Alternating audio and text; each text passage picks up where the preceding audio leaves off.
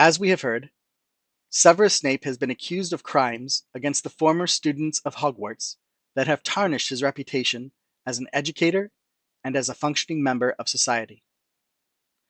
I have detailed Snape's life as a member of the Order of the Phoenix, and how his actions led to the defeat of Voldemort. I have shown you the positives as a result of this service for the magical community that outweigh his actions committed while he was a spy.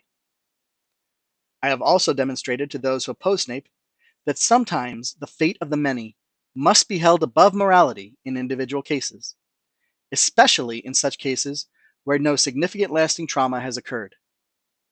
All of these statements are fact in consideration of the character of Severus Snape.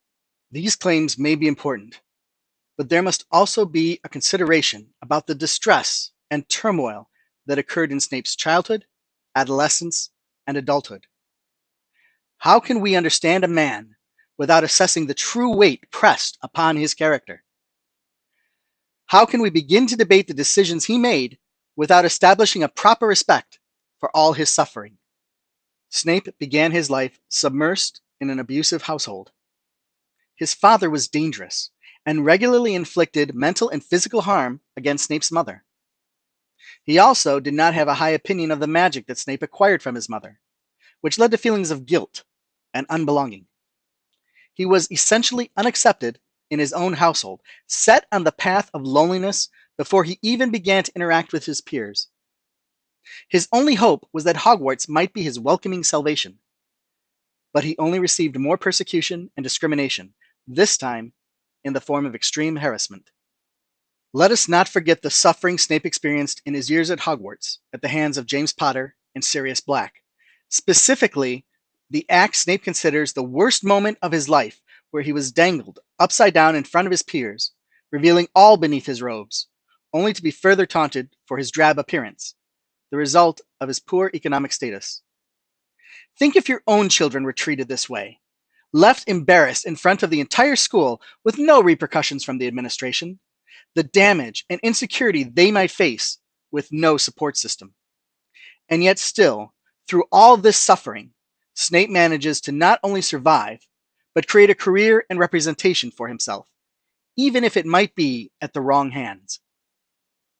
One cannot consider Snape and all he has done without also considering his professional student life at Hogwarts.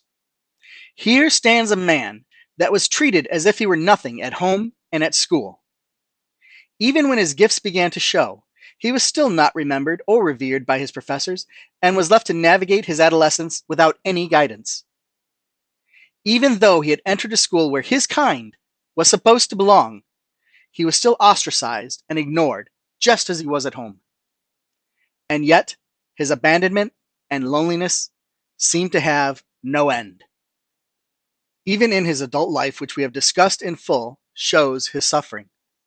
Watching the woman he loved die, having to nurture and protect a child who looked like the man who tormented him, constantly having his life on the line as he worked for Dumbledore and Voldemort. The man had to repeatedly face one of the darkest wizards of all time, all to save a world that rejected him since birth.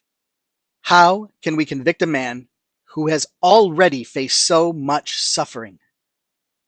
How can we not be anything but amazed at this man and all that he has done for the magical realm, despite owing nothing to the world that denied him?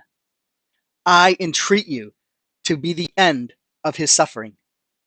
Let the man finally have the room to grieve for all he has lost and carry out the rest of his life however he sees fit.